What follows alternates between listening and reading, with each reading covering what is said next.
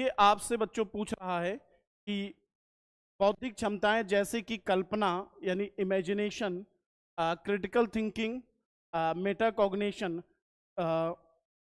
की चर्चा परोक्ष रूप से विकास के अंतर्गत, मतलब जो आपका ये वर्ड्स दिए गए हैं, इमेजिनेशन हो गया, क्रिटिकल थिंकिंग हो गया, मेटाकॉग्निशन हो गया, ये किससे जोड़े जाते हैं? इसको सोशल से जोड़ा जाएगा, सोशल डेवलपमेंट से, मोरल डेवलपमेंट से जोड़ा जाएगा, या फिजिकल डेवलपमेंट से, या संज्ञानात्मक से। आपको बच्चों याद होगा कि जो वास्तव में अगर देखा जाए तो जो आपका सामाजिक विकास, समाज से जुड़ी जो चीजें होती हैं उससे जोड़ना होता है। जैसे कुछ वर्ड्स आप लोग याद रखिए, जैसे थिंकिंग हो गया बच्चों, चिंतन हो गया, तर्क हो गया, समस्या समाधान हो गया, कल्पना हो गया, क्रिएटिविटी हो गई, समालोचनात्मक चिंतन यानी क्रिटिकल थिंकिंग हो गई। ये शब्द डायरेक्टली हमारे इस पार्ट से जुड़ते हैं, और इससे जुड़ी हुई चीजों को हम लोग क्या कह सकते हैं? इसी को कॉग्निटिव कहा जाता है बच्चों। ये उत्तर आई थिंक बच्चों ने सही कर लिया होगा, आप लोगों ने सही कर लिया होगा। आई, चलो भाई, तो लगा लिया ना सभी ने? ये तो समझ में आ गया होगा, कोई ज्यादा दिक्कत नहीं है। चलिए दूसरे प्रश्न पे आइए फटाफट। अगला क्वेश्चन बताइए, क्वेश्चन भी रिपीटेड क्वेश्चन है लगभग, थोड़ा चेंज करके रिपीटेड ही है। पूछ क्या रहा है बच्चों?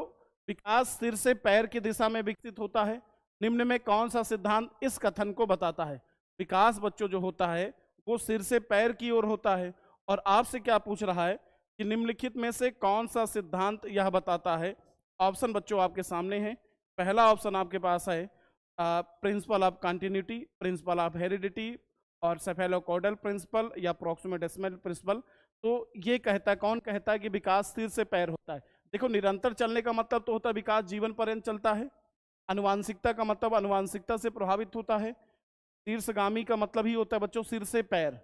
सेफेलोकॉर्डल लिखा अगर आप देख लीजिएगा तो आपको इंग्लिश समझ में आ जाएगी, इंग्लिश ध्यान दीजिएगा। और प्रॉक्सिमल डेसिमल का मतलब बच्चों जो होता है वो केंद्र से बाहर होता है, निकट से दूर की जब बात करता है तो प्रॉक्सिमल डेसिमल होता है। नॉर्मली अगर पूछ रहा है आपसे सिर से पैर, तो इसका मतलब ये बात कर रहा है सेफेलोकॉर्डल की, तो इसका मतलब आपका उत्तर बच्चों क्या सही हो जाएगा? इस प्रश्न का उत्तर हो जाएगा तीसरा। ठीक है, ये भी बेसिक सा प्रश्न है। अगला प्रश्न देखते हैं।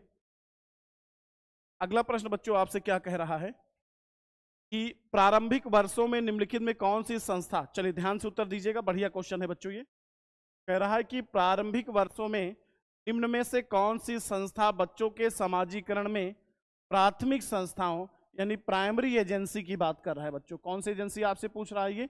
ये आपसे पूछ रहा है प्राइमरी एजेंसी। अब देखिए बच्चों, कुछ याद रखा कीजिएगा, प्राइमरी एजेंसी में सबसे पहले नाम किसका आता है बच्चों? परिवार का आता है, ठीक। और सेकेंडरी एजेंसी की बात करते हैं, सबसे पहला नाम विद्यालय का आता है। एक शॉर्टकट तरीका अपना सकते हैं। परिवार के साथ साथ यहाँ पे अगर देखा जाए तो माता पिता को रखा जा सकता है परिवार के सबसे निकट। उसके बाद परिवार के अन्य सदस्यों को रखा जा सकता है। माता पिता के बाद अन्य सदस्य आ जाएंगे। अन्य सदस्य के बाद आपके पास पड़ोस आ जाएगा। पास पड़ोस के बाद आपके रिश्तेदार आ जाएंगे। रिश्तेदार के बाद आपके मित्रगण आ जाएंगे। या हम बात कर लेते हैं, समाज की बात कर सकते हैं, मीडिया की बात कर सकते हैं। तो हमेशा ये याद रखना, अगर ऊपर से पढ़ना शुरू करोगे तो प्राइमरी एजेंसी है। ऐसे प्रश्न हमेशा बच्चों ऑप्शन पे भी निर्भर होता है। परिवार को किसी भी कंडीशन में सेकेंडरी में नहीं रख सकते, और विद्यालय को किसी भी कंडीशन में प्राइमरी में नहीं रख सकते। अब देखिए, प्राइमरी पूछ रहा है तो पहले ऑप्शन में देखिए परिवार कहीं मिल रहा है, चौथे ऑप्शन में, हाँ तीसरे ऑप्शन में परिवार है। अब परिवार के साथ माता पिता तो है नहीं, इसमें पास पड़ोस दिया हुआ है, तो ये रख लीजिएगा, तो ऑप्शन आपका ठीक हो जाएगा। क्योंकि स्कूल जो होता है सेकेंडरी का होता है, इसका होता है पहला ऑप्शन हो नहीं सकता। इसके बाद संचार, किसी प्रकार के बात, सामाजिकता की बात करिए, भी सेकेंडरी में आता है, हो नहीं सकता। और पास पड़ोस तो चलो मान लो प्राइमरी में हमने रख लिया। सामाजिक जो नीतियां होती वो सेकेंडरी में आती हैं, इसलिए उत्तर नहीं। तो सबसे बेटर ऑप्शन, हमेशा बेटर की पहचान करते हैं बच्चों, सबसे बेटर ऑप्शन आपका क्या हो जाएगा? सबसे बेटर ऑप्शन हो जाएगा कौन सा ऑप्शन बच्चों? बहुत बढ़िया, कर लिया ना, तीसरा। चले, ज्यादातर बच्चों ने उत्तर दे ही दिया है, तीसरा ऑप्शन आपका सही हो जाएगा। अगले प्रश्न की तरफ चलते हैं। बहुत बढ़िया प्रश्न और सिंपल सा प्रश्न है कि जीन प्याजे के संज्ञानात्मक विकास के सिद्धांत के अनुसार किस चरण पर ज्यादातर बच्चे संरक्षण यानी जब बालक, जैसे संरक्षण क्या होता है बच्चों, कंजर्वेशन लिखा होगा कहीं पे, हाँ, जब बच्चा जैसे 2 गिलास में पानी, एक समझिए 1 लीटर पानी, तब तक आप लोग क्वेश्चन पढ़ के उत्तर दीजिए। 1 लीटर पानी को 1 गिलास इस प्रकार चौड़ा था, 1 गिलास इस प्रकार लंबा था। इस 1 लीटर पानी को दोनों गिलास में बराबर मात्रा में डाल दिया गया। इस 1 गिलास पानी को 1 लीटर पानी को दोनों गिलास में बराबर मात्रा में डाल दिया गया। अब बालक से पूछा जा रहा है, यदि बालक से पूछा जाए किस गिलास में पानी ज्यादा है, और बालक इस चीज को समझ पाए कि गिलास चौड़ा है इसलिए इसमें ऊंचाई की तरफ कम दिखाई दे रहा है, इस पतला इसलिए ज्यादा दिखाई दे रहा है, बल्कि दोनों में बराबर है। अगर बालक जब आयतन को, मात्रा को, आकार को समझने लगता है, तो इस प्रकार के गुण को ही जीन पियाजे ने संरक्षण का कहा है। तो इसका, और संरक्षण के गुण बच्चों किस में आते हैं? पहली अवस्था में नहीं होता है, दूसरी में नहीं होता है, तीसरी अवस्था में बच्चों में संरक्षण के गुण आ जाते हैं। और बच्चों याद रखिएगा, कभी पूछे बालक में किस अवस्था में संरक्षण का अभाव होता है, तो बालक में बच्चों किस अवस्था में, इसके जस्ट पहले यानी दूसरी अवस्था में संरक्षण का अभाव। यदि बालक इस चीज को ना पता तो इसका मतलब बालक में संरक्षण का अभाव है, और बालक यदि इस चीज को बता लेता है, इसका मतलब यह है कि बालक में संरक्षण के गुण आ गए हैं। तो बिल्कुल आपका सही ऑप्शन है तीसरा। देखिए ये भी बहुत अच्छा प्रश्न है बच्चों। जीन पियाजे के सिद्धांत के अनुसार संज्ञानात्मक चिंतन में प्रमुख बदलाव किस प्रक्रिया द्वारा होता है? देखिए बच्चों, जो स्कीमा होता है, अगर स्कीमा में बात करें या अनुकूलन भी कहें तो 2 तरीके से होता है। फिलहाल हम स्कीमा की बात करते हैं। तो 2 तरीके से ज्ञान का समावेशन होता है। एक आपका होता है एसिमुलेशन, जिसको हम लोग कह सकते हैं आत्मसातीकरण, या आत्मसात भी कभी कभी लिख देता है, आत्मसातीकरण की बात करें। और दूसरा बच्चों जो होता है समायोजन होता है। इस 2 तरीके से ज्ञान का संचय होता है। आत्मसातीकरण में बालक पूर्व ज्ञान को नवीन ज्ञान से जोड़ता है लेकिन अंतर नहीं कर पाता, जबकि समायोजन में क्या करता है बालक, पूर्व ज्ञान के आधार पर नवीन ज्ञान में संशोधन करता है और अंतर भी कर लेता है। अब यहाँ पे समायोजन हमें मिल नहीं रहा। और बच्चों जो ये कंफ्यूजन है कि आपने जोड़ तो लिया, क्लियरिटी नहीं कर पा रहे हो, पूर्व ज्ञान को नवीन ज्ञान से जोड़ लिया, तो जब इस चीज को क्लियरिफिकेशन की बात करें, दोनों के बीच बैलेंस बनाने की बात करता है, तो इसी को बोलते हैं बच्चों हम लोग संतुलन बोलते हैं, इक्विलिब्रियम कहा जाता है। कहीं इक्विलिब्रियम लिखा होगा इंग्लिश में। तो याद रखिएगा, अगर पूछा जाए बदलाव यानी मॉडिफिकेशन, तो मॉडिफिकेशन के 2 उत्तर हो सकते हैं। एक तो एक्मेंडेशन भी हो सकता है बच्चों, और एक जो होता है इक्विलिब्रियम भी हो सकता है। फिलहाल जब दोनों में से कभी एक लगाना होता है तो इक्विलिब्रियम को बेटर माना जाता है एक्मेंडेशन से।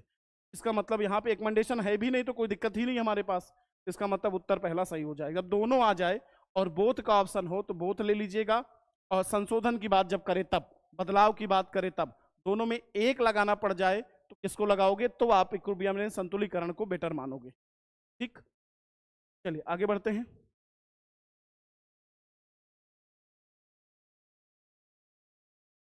नेक्स्ट अगला क्वेश्चन, क्वेश्चन नंबर 6।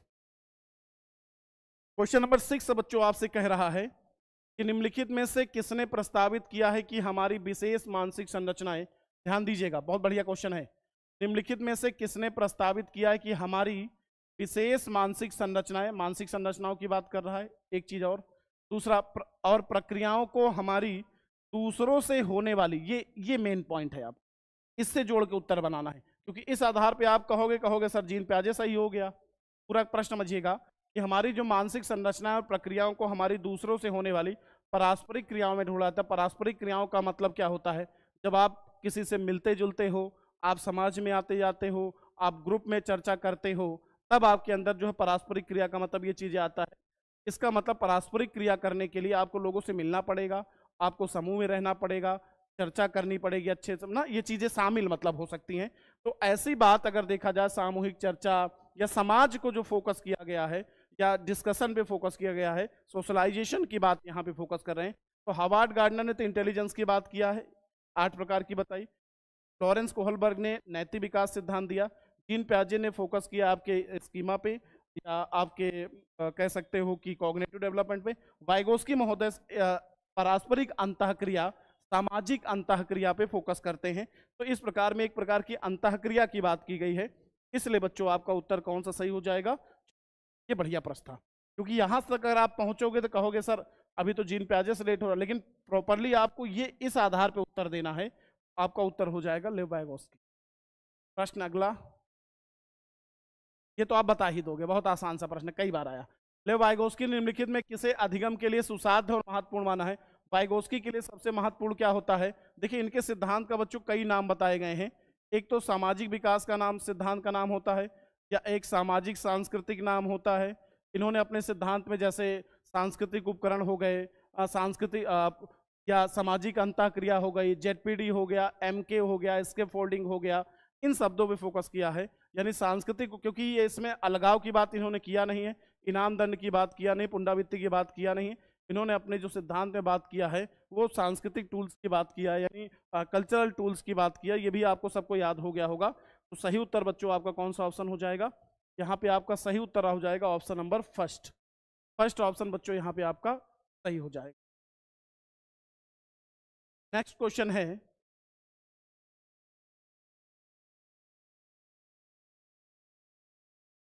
क्वेश्चन क्या कह रहा है बच्चों? क्वेश्चन आपसे कह रहा है कि लॉरेंस कोहलबर्ग के नैतिक विकास के सिद्धांत के अनुसार, लॉरेंस कोहलबर्ग के नैतिक विकास के सिद्धांत के अनुसार बच्चे किस चरण पर स्वयं एवं दूसरे कार्यों को आंकते समय जैसे को तैसा, यानी tit for tat, tit for tat आपके अंदर कब होता है? जैसे आप समझिएगा, कोई आपको एक झापड़ मार रहा है, आप उसको दो झापड़ मारिए, ये है टिट फॉर टैट। और देखो तीन अगर लेवल बताए गए हैं, सबसे पहले लेवल की बात करें, एक पहला स्तर बताया गया बच्चों प्री कन्वेंशनल लेवल, पूर्व परंपरागत स्तर बताया गया। इसके बाद दूसरा बताया गया परंपरागत स्तर, और तीसरा है पश्च या उत्तर परंपरागत स्तर, पश्च या उत्तर परंपरागत स्तर।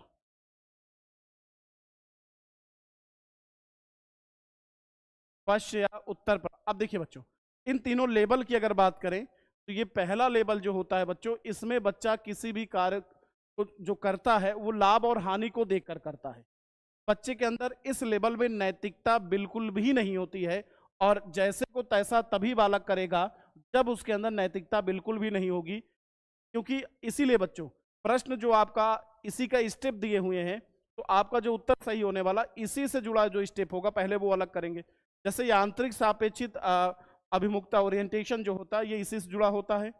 गुड बॉय गुड गर्ल जो होता है बच्चों वो दूसरे लेवल से जुड़ा होता है। सामाजिक व्यवस्था निर्वहन ये आपके इनसे जुड़ा, मतलब कुल मिला के अगर देखा जाए तो इस वाले लेवल से एक ही स्टेप जुड़ा हुआ है, यांत्रिक सापेक्षित।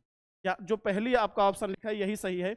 इसी में बालक क्या करता है, टिट फॉर टैट होता है, अहंकार की अवस्था कहते हैं। एक कहावत याद होगी आपको, अपना काम बनता भाड़ में जाए जनता, ये सारी चीजें इसी स्टेप में होती है। किसी को स्टेज ऑफ ईगो भी कहा जाता है, अहंकार की अवस्था भी कहा जाता है, किसी को कहा जाता है टिट फॉर टैट भी कहा जाता है। ये पहले वाले का ही नाम है, इंस्ट्रूमेंटल पर्पज ओरिएंटेशन। तो आपका पहला उत्तर यहाँ पे सही। चलिए अगले क्वेश्चन की तरफ चलते हैं। अगला क्वेश्चन है आपका, एक संरचनावादी एक संरचनावादी कक्षा में विद्यार्थियों को किस लिए प्रेरित करना चाहिए? एक संरचनावादी कक्षा में विद्यार्थियों को किस लिए प्रेरित करना चाहिए? देखिए संरचनावादी कक्षा का मतलब एक ऐसी कक्षा जहां बालक स्वयं ज्ञान का निर्माण करे, या बालक जहां करके सीखे, या बालक जहां चीजों को खुद से खोजता है, या बालक जहां पे सक्रिय रूप से ज्ञान की खोज करता है, ऐसी कक्षा को हम संरचनावादी कक्षा कह सकते हैं। तो देखो पहला ऑप्शन अन्वेषण द्वारा सीखने के लिए, यही उत्तर होना चाहिए।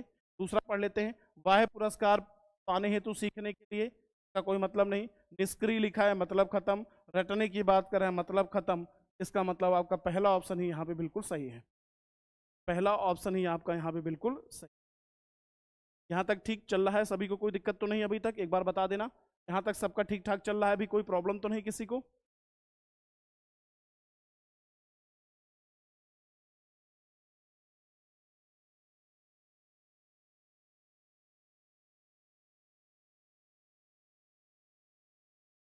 स्क्रीन पे 9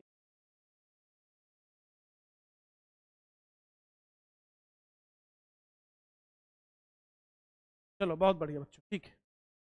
अगले क्वेश्चन पे आते हैं, क्वेश्चन नंबर 10। अगला क्वेश्चन है क्वेश्चन नंबर 10।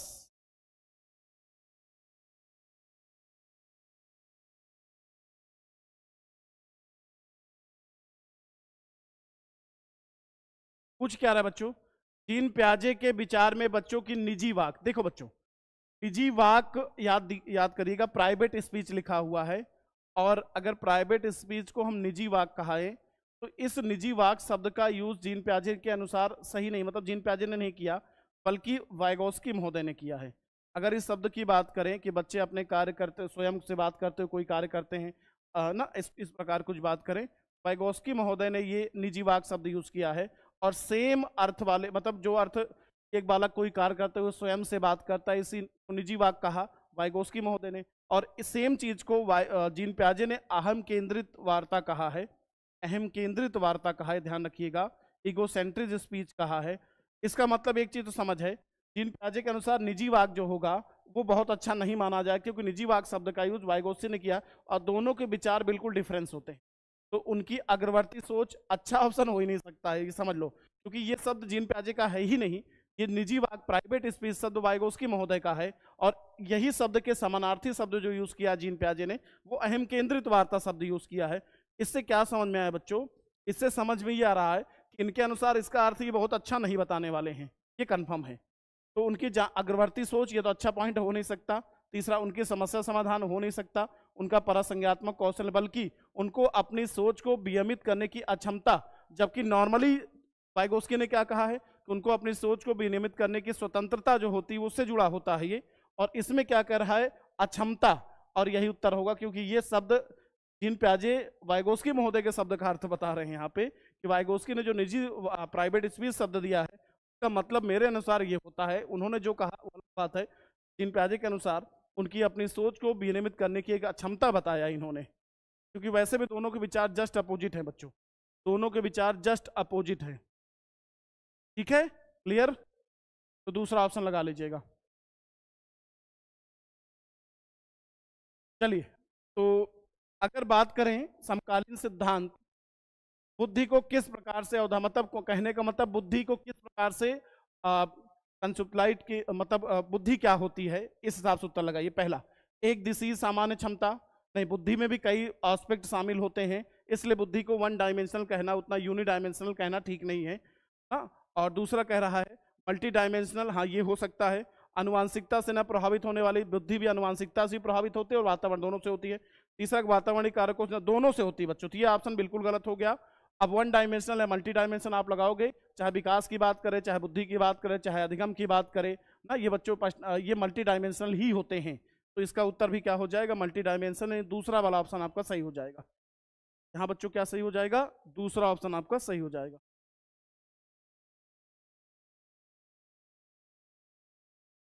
चलिए भाई जल्दी करिए, कितने क्वेश्चन हो गए? 11। अगले क्वेश्चन की तरफ चलते हैं।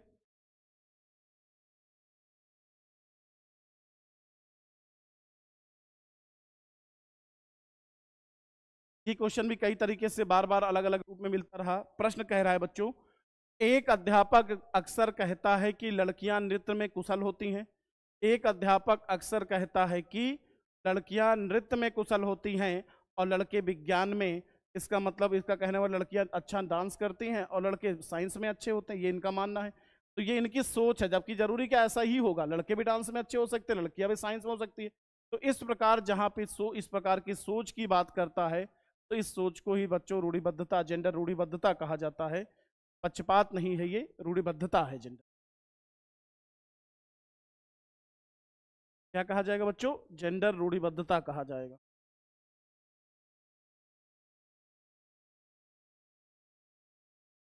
चलिए, हो गया सारे बच्चों का ये। अगले क्वेश्चन पे आते हैं, क्वेश्चन नंबर 13।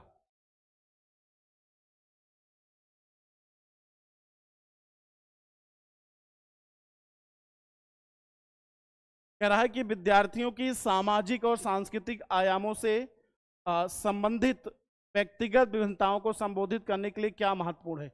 मतलब कह रहा है कि विद्यार्थियों के सामाजिक और सांस्कृतिक आयामों से संबंधित इंडिविजुअल डिफरेंसेस यानी व्यक्तिगत भिन्नताओं को संबोधित करने के लिए निम्नलिखित में से क्या महत्वपूर्ण है? पहला, चाइल्ड सेंटर्ड यानी चाइल्ड सेंटर्ड पेडागोजी का ज्ञान होना, या एक कठोर एवं मानकीकृत पाठ्यक्रम कभी भी अगर इंडिविजुअल डिफरेंसेस की बात कर रहा है, या समावेशी शिक्षा की बात करता है, इंक्लूसिव एजुकेशन की बात करता है, समावेशी शिक्षा की बात करें, इंडिविजुअल डिफरेंसेस की बात करें, ठीक, कभी भी बाल केंद्रित शिक्षा की बात करें, चाइल्ड सेंटर्ड एजुकेशन की बात करें, लर्नर सेंटर एजुकेशन की बात करें, प्रोग्रेसिव एजुकेशन की बात करें, तो उस हिसाब से कभी भी मानकीकृत पाठ्यक्रम को अच्छा नहीं माना जाएगा। पाठ्यक्रम फ्लेक्सिबल होना चाहिए, स्टैंडर्ड नहीं होना, राइट।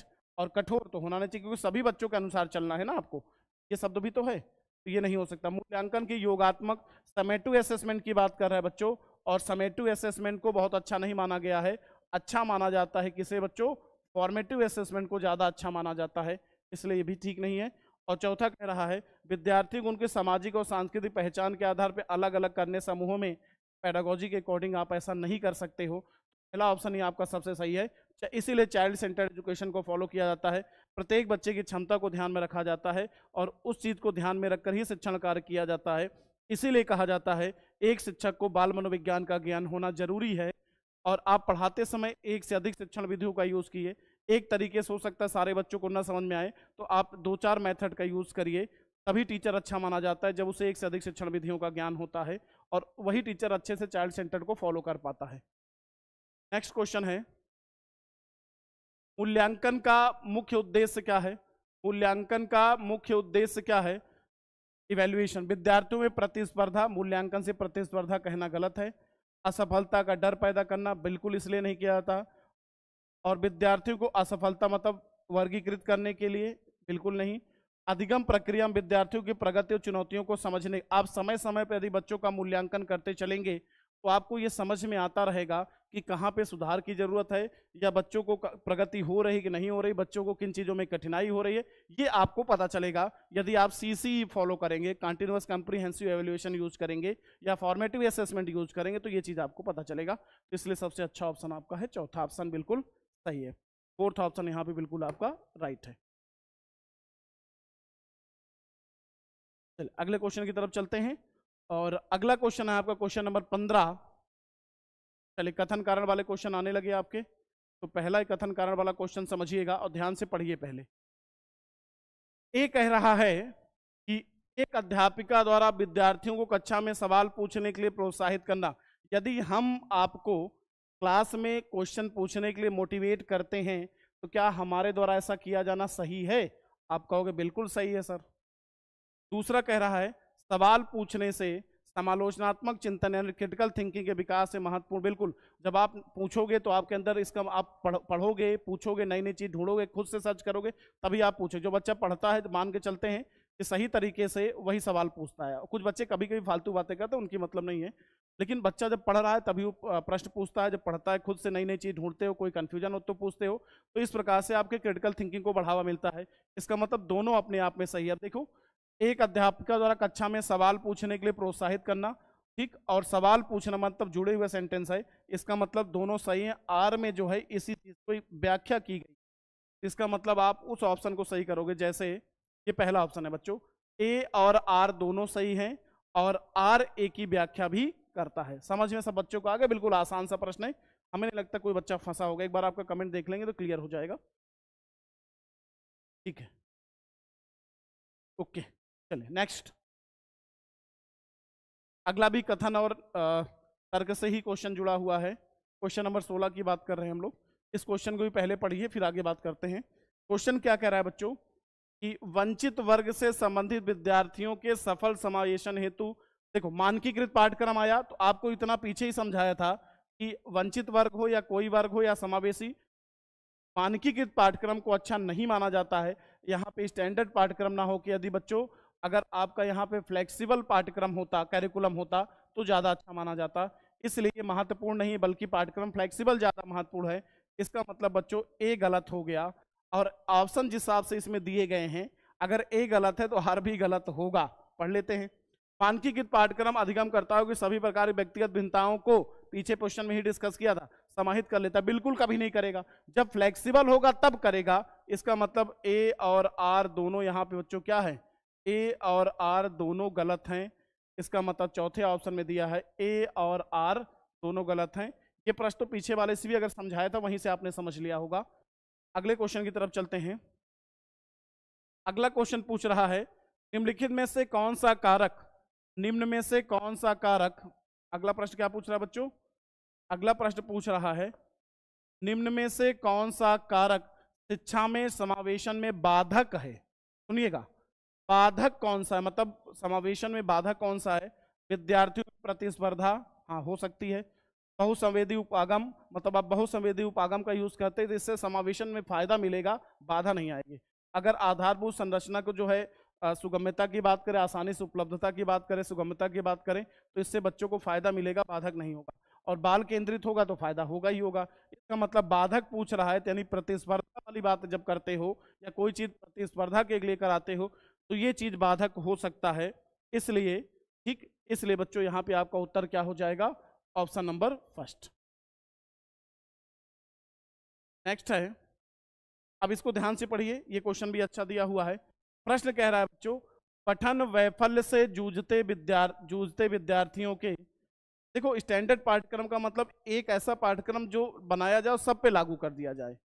एक ही तरीके का, मतलब पाठ्यक्रम में कोई फ्लेक्सिबिलिटी नहीं, मतलब एक स्टैंडर्ड के क्वेश्चन उठाए जाए और वही दे दिए जाए, सरल हो या कठिन हो, या एक स्टैंडर्ड पे बनाया जाए।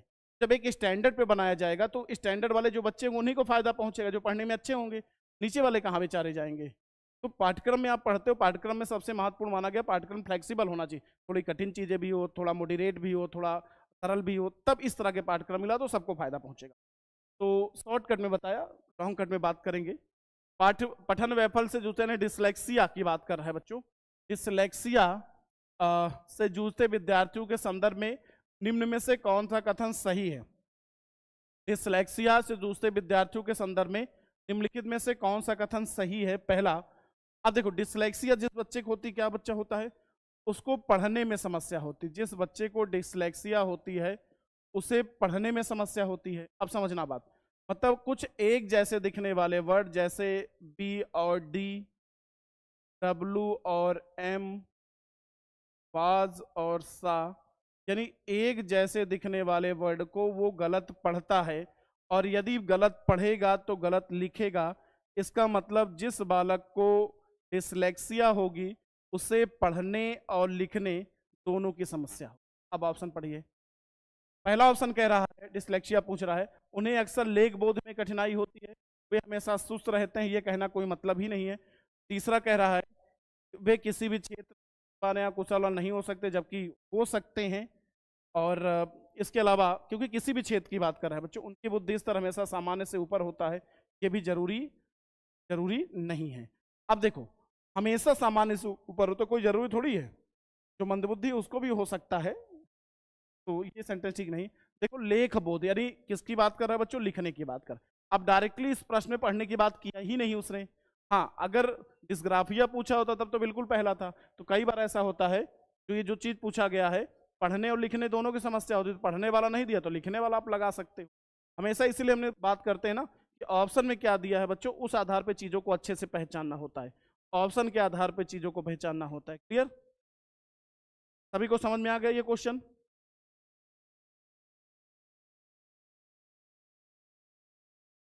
ओके चलो आ जाओ नेक्स्ट, क्वेश्चन नंबर 19।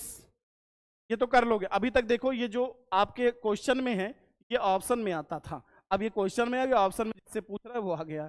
तो आवेगशीलता, ध्यान ना दे पाना, अव्यवस्थित रहना निम्नलिखित किस विकार के उदाहरण है। आवेगशीलता ना, विकार एक पर डिसेबिलिटी कहा गया, गुण नहीं है, डिसेबिलिटी है ये। और ध्यान ना दे पाना, अव्यवस्थित रहना, इसी को बच्चों कहा जाता है। देखो स्वालीनता तो अलग होता है, वो तो कम्युनिकेशन से संबंधित होता है। पठन वैफल्य पढ़ने लिखने दृष्टि बात है, मतलब देखने में, तो इसका मतलब ये बात किसकी कर रहा है, एडीएचडी की बात कर रहा है। देखो यही चीज अलग अलग अभी जो क्वेश्चन में है वो ऑप्शन में आ रहा था, और इस बार वो क्वेश्चन में आ गया, और जो क्वेश्चन होता था वो ऑप्शन में आ गया। क्लियर, तो ये बात किसकी कर रहा है बच्चों, एडीएचडी की बात कर रहा है, अवधान न्यूनता अतिक्रियाशीलता विकार। नेक्स्ट पूछ रहा है बच्चों आपसे क्वेश्चन नंबर 20, निम्नलिखित में कौन सा विद्यार्थियों की निम्नलिखित में से कौन सा विद्यार्थियों की विशिष्ट अधिगम कठिनाइयों को पहचानने का व्यापक तरीका है? निम्न में से कौन सा विद्यार्थियों की विशिष्ट अधिगम कठिनाइयों को पहचानने का व्यापक तरीका है? कठिनाइयों को पहचानने का व्यापक तरीका मतलब जिसमें व्यापक तरीका का मतलब जिसमें ज्यादातर चीजें पता करी जा सके, जिसमें बालक के बारे में अगर समग्र चीजें पता की जा सकती हैं तो ज्यादा बेटर होगा बच्चों।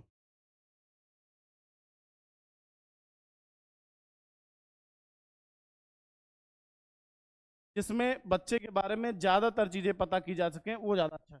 देखो जब आईक्यू टेस्ट करेंगे तो आईक्यू टेस्ट में भी पता कर सकते हो, विकल्प वाले प्रश्न तो आईक्यू टेस्ट इससे बेटर था। इसके बाद तीसरा कह रहा है साल के अंत में परीक्षा, ये तो इससे बेटर तो वही था।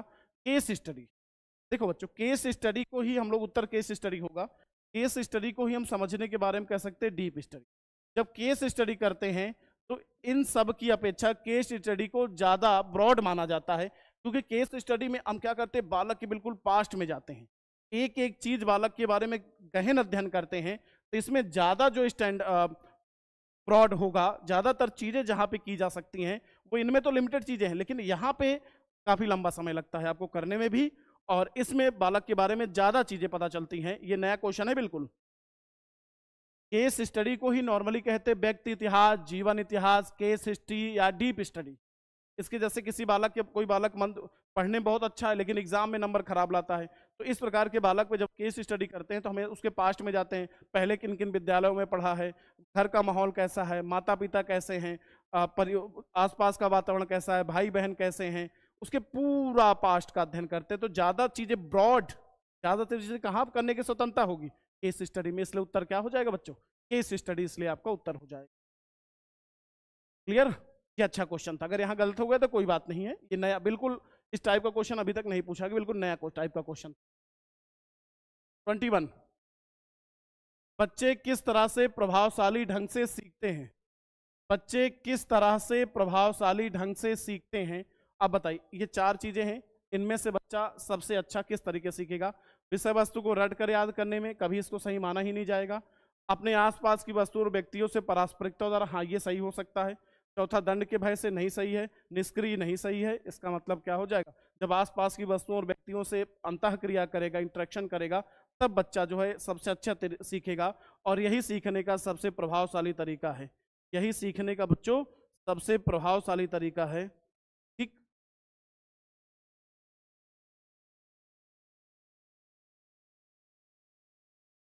क्वेश्चन नंबर 22, अगला क्वेश्चन कह रहा है निम्न में से कौन सा विद्यार्थियों का अधिगम में लगाव को बढ़ाता है? ना, एंगेजमेंट की बात कर रहा है, मतलब ये कौन सा एक चार में से एक तरीका सबसे अच्छा है जिससे बच्चे में अधिगम के लगाव को क्या बढ़ावा मिलता है?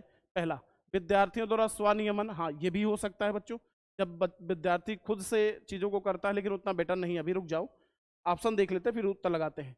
विद्यार्थियों की योग्यता के प्रति स्थिर दृष्टिकोण, नहीं ये नहीं होगा। और अध्यापक की विद्यार्थियों निम्न अपेक्षाएं, ये भी नहीं होगा। हमेशा विद्यार्थी जैसा वैसी अपेक्षा रखनी चाहिए, निम्न एक बार उच्च रखो तो भी कुछ हद तक ठीक, मतलब उसको भी ठीक नहीं होता, जैसा बालक है वैसी अपेक्षा रखनी चाहिए। उसके संदर्भ नियोजित और विषय वस्तु प्रस्तुत करनी चाहिए, उनके संदर्भ में नियोजित विषय वस्तु प्रस्तुत करनी चाहिए। अब आप लोग जरा बताइए कौन सा उत्तर होना चाहिए यहाँ पे? दो ऑप्शन मिल गए आपको, ये पता है कि ये दोनों ऑप्शन आपके नहीं हो सकते हैं, या तो ऑप्शन आपका पहला हो सकता है और या तो ऑप्शन आपका चौथा हो सकता है, इन्हीं दो में से एक उत्तर होगा।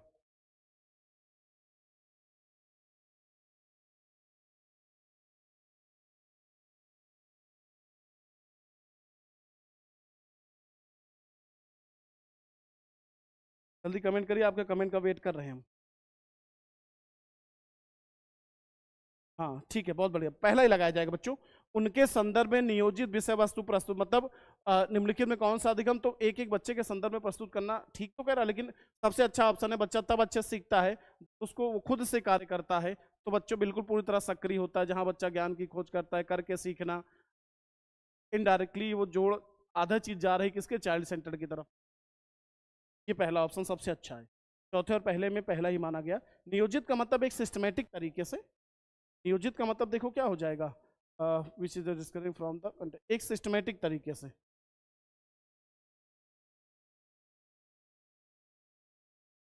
इंग्लिश में क्या लिखा है, रुक जाओ, प्रेजेंटिंग कंटेंट डिसकनेक्टेड।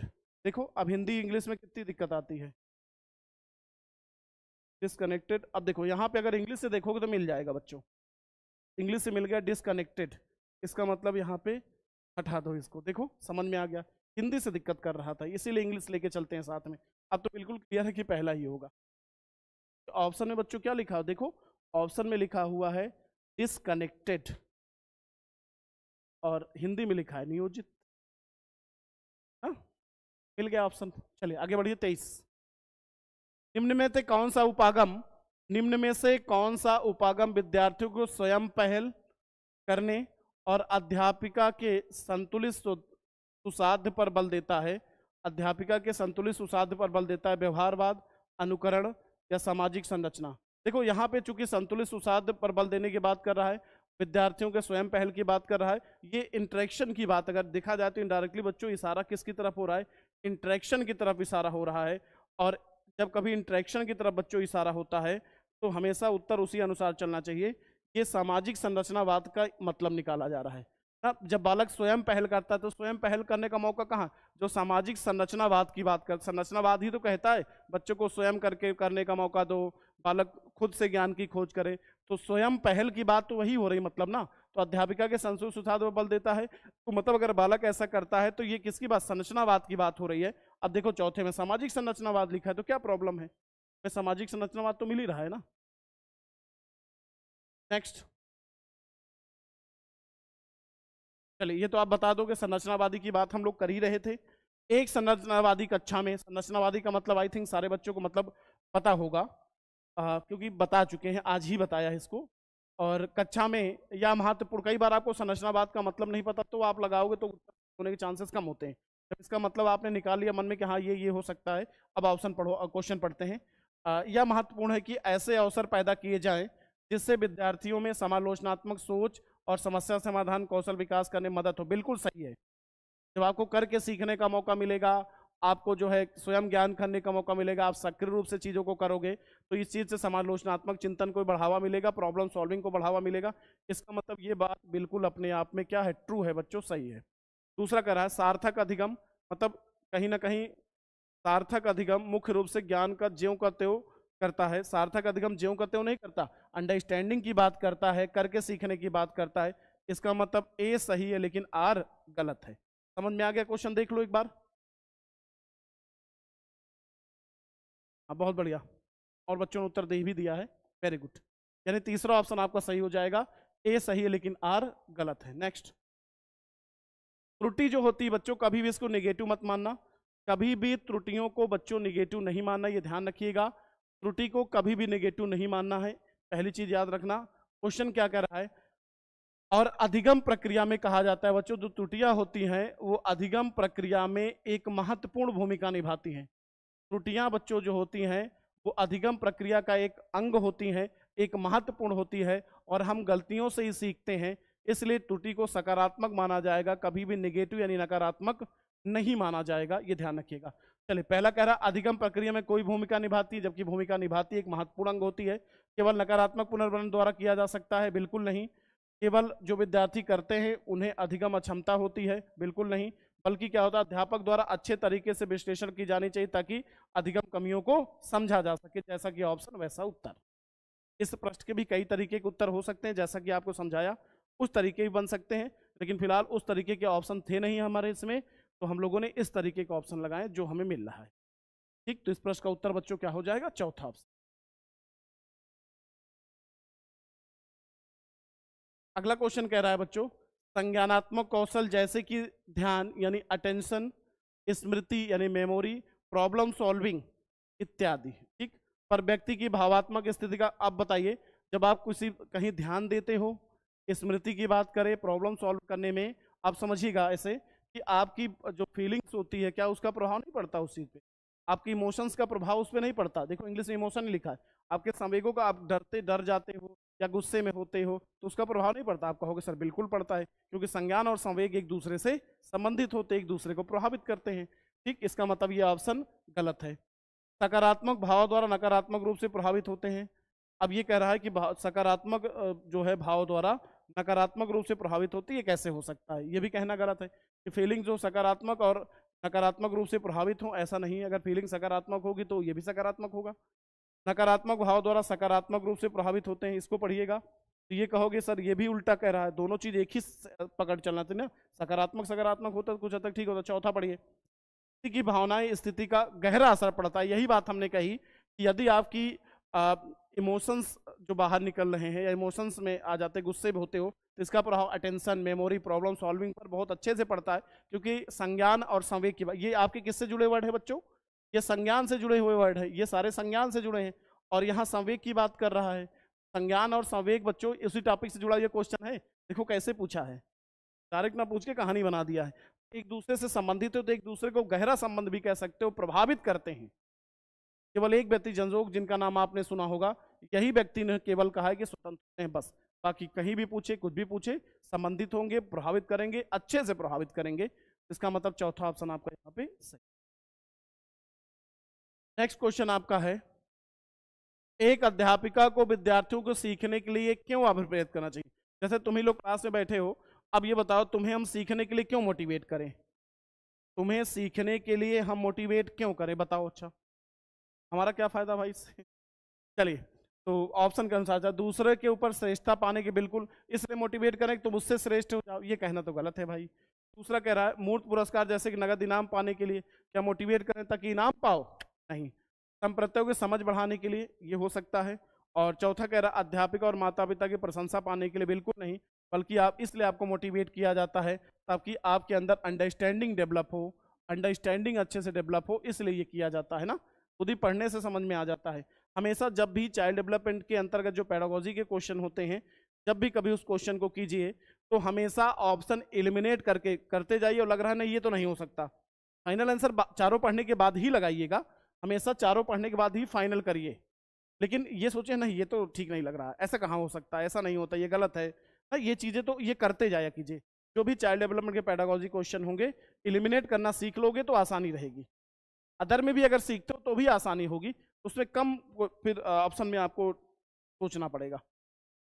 नेक्स्ट 28, निम्न अभिलक्षणों का कौन सा युग्म विद्यार्थियों के समस्या समाधान क्षमताओं को सकारात्मक रूप से बढ़ाता है? अब बताइए इनमें कौन सा सकारात्मक रूप से बढ़ाता है? अब अनुक्रिया समुच्चय अगर आपको बताया होगा तो आपको अच्छे से याद होगा।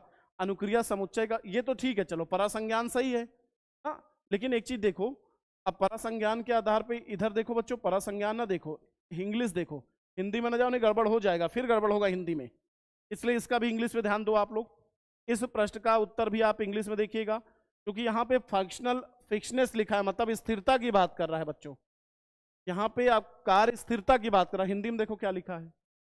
अब हिंदी में फंसोगे नहीं फंसोगे, आप बताओ। अच्छा, और इस ऑप्शन में भी देखो किसकी बात कर, फंक्शनल फिक्सनेस की बात कर रहा है, ये हो नहीं सकता, कार्य स्थिरता की बात कर रहा है। इसके बाद रिस्पॉन्स सेट चलो दिया है, अभी सारी सोच की बात कर रहा है, और यहाँ पे अब सारी सोच ज्यादा अच्छा, ये मेटाकॉग्निशन लिखा, देखो यहाँ भी परासंज्ञान, यहाँ भी परासंज्ञान, लेकिन दोनों की इंग्लिश अलग अलग। तो हमेशा पेपर में ध्यान रखिएगा, हिंदी और इंग्लिश ध्यान दीजिएगा। अगर हिंदी में कोई प्रश्न दिक्कत आता है तो इंग्लिश जरूर ध्यान दीजिएगा, अन्यथा यही गड़बड़ होगा। परासंज्ञान अब मेटाकॉग्निशन नॉर्मली होता है, लेकिन यहाँ पे क्या लिखा है इंग्लिश में, फंक्शनल फिक्सनेस की बात कर रहा है, इसका मतलब कार्य स्थिरता की बात कर रहा है ये, और यहाँ पे मेटाकॉग्निशन पॉजिटिव है, और मेटाकॉग्निशन के साथ डाइवर्जेंट थिंकिंग बेटर है, क्योंकि समस्या समाधान क्षमता की बात कर रहा है, तो ये युग्म सबसे अच्छा है। देखा, ध्यान दो, देखो हिंदी में दोनों में सेम लिखा है और इंग्लिश दोनों की अलग अलग है। आई बात समझ में? चौथा लगाइए, नेक्स्ट 29, निम्न में से कौन सा कारक कक्षा में अधिगम प्रक्रिया में बाधक बन जाता है ना? बताओ बच्चों, इस टाइप क्वेश्चन खूब पूछ रहा है इस पेपर में, पिछले पेपर में, यानी जो 2-3-4 पेपर लास्ट में किए हैं, इस टाइप क्वेश्चन मिले हैं। निम्न में से कौन सा कारक कक्षा में अधिगम प्रक्रिया में बाधक बन सकता है? सिटिंग प्लान, मतलब रिगर, मतलब सिटिंग प्लान अच्छा ना हो। दूसरा कि जानकारी प्रस्तुत करने के विभिन्न तरीके, ये बाधक कहाँ होगा बच्चों? जानकारी अगर अच्छे तरीके से प्रस्तुत की जाती है तो फायदा पहुंचेगा, हटा लो पहले ये एक ऑप्शन। दूसरा, विविधता के प्रति सम्मान, ये भी बच्चों कहीं ना कहीं आपसे बाधक नहीं, इससे फायदा पहुंचेगा। और संसाधन संपन्न वातावरण, इससे भी फायदा पहुंचेगा। तो हो सकता है अगर बैठने के आपको सही तरीके ना हो, सीटें ठीक ठाक ना मिले बैठने को, तो हो सकता है बच्चों ये चीज आपके लर्निंग पे प्रभाव डाले। देखो समझ में आ गया। बाकी तीनों ऑप्शन तो फायदा पहुंचाते हैं, इससे नुकसान हो सकता है, जो नुकसान वाला ऑप्शन है अधिगम में नुकसान हो सकता है, मतलब वही बाधक हो जाएगा। ऐसे ही करना इसको प्रश्न को, तभी आसान होगा। चलिए बच्चों आज का लास्ट क्वेश्चन पे आ जाइए।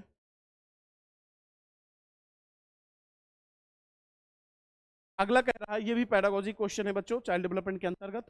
विद्यार्थियों के एक नए संप्रत्यय विद्यार्थियों को एक नए संप्रत्यय के अधिगम में सहयोग हेतु विद्यार्थियों को एक नए संप्रत्यय के अधिगम में सहयोग हेतु एक अध्यापक को, जब बच्चा कोई नया कॉन्सेप्ट सीख रहा हो उसमें सहयोग देने के लिए, जब बच्चा कोई नया कॉन्सेप्ट सीख रहा हो उस चीज में सहयोग देने के लिए एक टीचर को क्या करना चाहिए। ऑप्शन, संप्रत्यय को केवल एक ही तरीके से, मतलब जो कॉन्सेप्ट हो उसको हम केवल एक तरीके से आपको समझाएं, और भाषा वाली और चिन्हों संकेतों को स्पष्ट करने से बचना चाहिए, इसको तो पहले ही हटा दो। हाँ, ज्ञान को सक्रिय करने से बचना चाहिए, ये अच्छा है, बचना क्यों है भाई, हटा दो। विभिन्न उप संप्रत्ययों के बीच संबंध स्थापित करना चाहिए। अब आप पहला लगाइए, क्योंकि पहला कैसे हो सकता है बच्चों, एक ही तरीके समझाने की बात कर, इसका मतलब ये भी गलत है। उत्तर आपका हो गया चौथा। ठीक, समझ में आ गया भाई। जब आपको कॉन्सेप्ट डेवलप करना है तो उसमें आपको कई तरीके बताएंगे ना, एक ही तरीके से कैसे चीजों को डेवलप कर पाओगे आप। आई बात समझ में।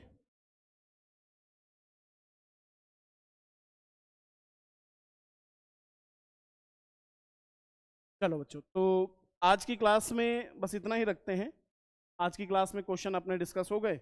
और बच्चों ध्यान रखा करो, आज की आपकी संख्या पे थोड़ा सा बाकी दिनों की तुलना में काफ़ी कम दिख रहे हो, कोई बात नहीं। एक ध्यान रखा करो कि कभी कभी शेड्यूल में आपको अलग दिखाने लगता है, शेड्यूल आपका 7 बजे का ही रहता है, ये ध्यान रखिएगा।